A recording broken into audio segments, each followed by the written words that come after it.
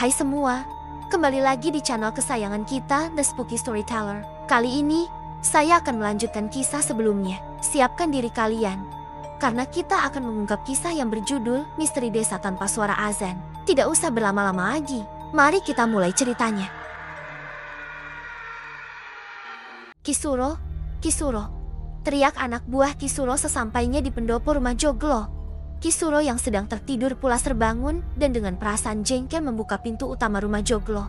Ada apa? Tanya Kisuro saat pintu sudah terbuka dan mendapati anak buah andalannya, Karto, berdiri di pendopo dengan salah satu tangannya memegang obor. Karto tidak langsung menjawab pertanyaan Kisuro.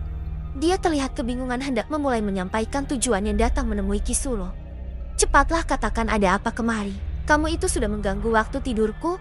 Sekarang giliran aku sudah terbangun. Kamu tidak langsung mengatakan tujuan kamu. Mau kamu itu sebenarnya apa? Ujar Kisuro dengan nada tinggi. Kisuro makin emosi saat mendapati anak buahnya bersikap seperti itu. Dia tidak peduli sekalipun yang datang adalah anak buah andalannya. Yang jelas dia merasa sangat terganggu tidurnya. Maaf Ki, aku kesini hendak melapor. Ucapan Karto kembali terhenti, membuat Kisuro makin jengkel. Iya, aku tahu. Cepatlah katakan. Dari tadi ditunggu. Tetapi kamu tidak segera menyampaikan maksud kedatanganmu. Nyali Karto menciut. Tetapi dia tidak punya pilihan lain selain menyampaikan kabar berita yang pasti akan semakin membuat Kisuro marah. Pagi ini saya memeriksa ruangan bawah tanah dan ternyata ruang bawah tanah sudah kosong. Kiai Haryo, istrinya dan 8 pengikutnya kabur dari ruang bawah tanah. Ucap Karto dengan hati-hati. Dia sudah siap seandainya dihukum karena kelalaiannya. Apa?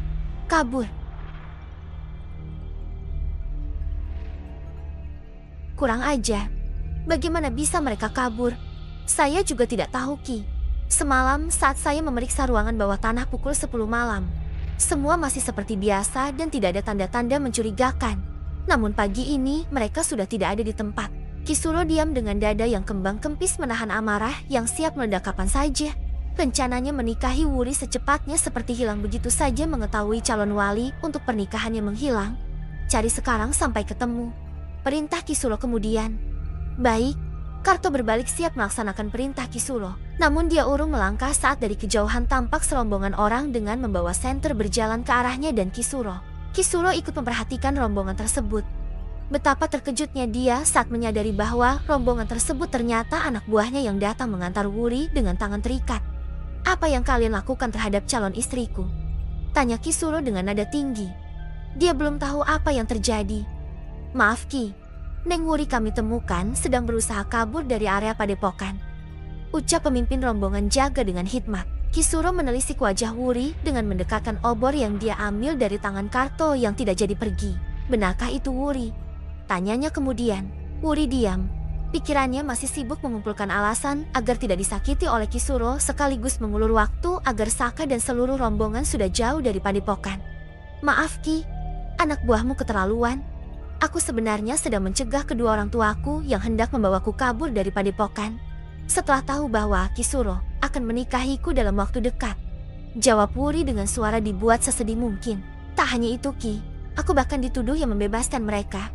Coba sekarang Kisuro pikir, bagaimana bisa aku membebaskan mereka sedangkan aku bahkan tidak tahu bahwa mereka ada di sini.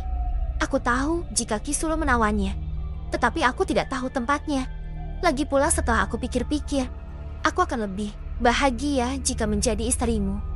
Sosok yang berwibawa dan punya pengaruh kuat. Kisuro yang semula sangat marah menjadi sedikit melunak hatinya mendengar penuturan Wuri. Hatinya yang terlanjur jatuh cinta tidak bisa membedakan apakah yang diucapkan Wuri sungguh-sungguh atau hanya sekedar rayuan. Seperti halnya orang lain yang sedang mencintai seseorang, biasanya sulit melihat segala sesuatunya secara objektif. Dia mencerna menggunakan perasaan, bukan logika. Apa yang diucapkan oleh orang yang dicintainya? Bohong Ki, kami semua melihat dia hendak keluar dari padepokan. Ujar salah seorang pengikut Kisuro yang merupakan pemimpin jaga. Sebentar.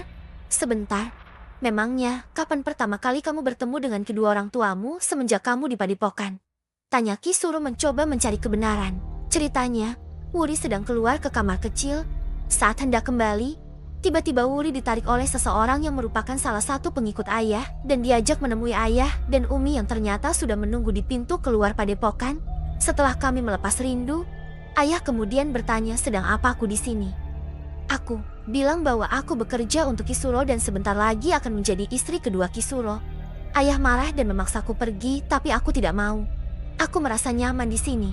Di saat aku sedang bersih tegang dengan ayah, anak buah Kisuro datang dan menuduhku hendak melarikan diri tanpa bertanya apa yang sebenarnya terjadi dan membawaku ke sini.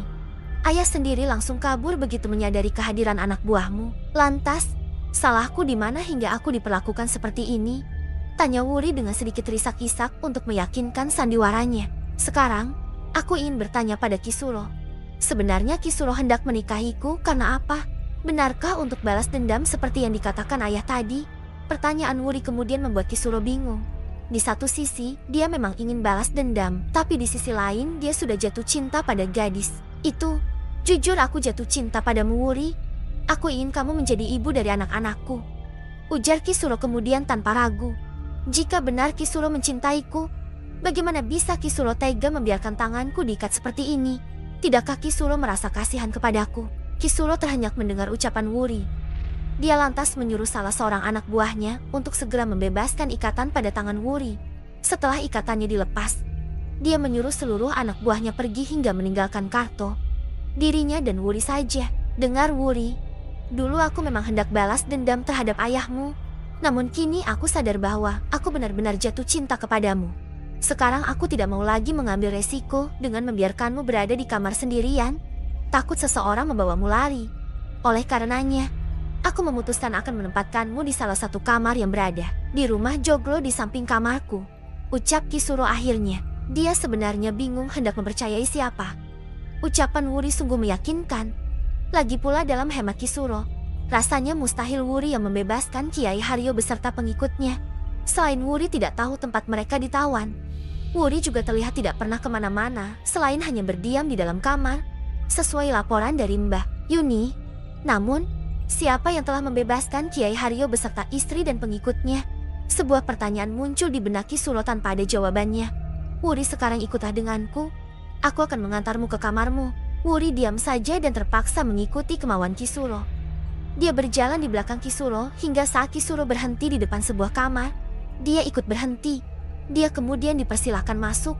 Lantas Kisuro mengunci pintunya dari luar dan pergi. Wuri hanya bisa pasrah saat mengetahui pintunya dikunci dari luar.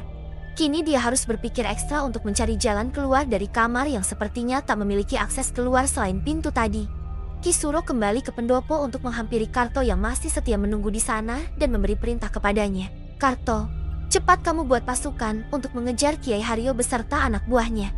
Aku yakin mereka belum jauh.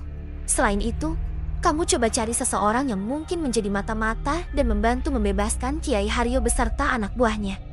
Aku pikir seseorang telah berkhianat di dalam padepokan ini. Siap Ki.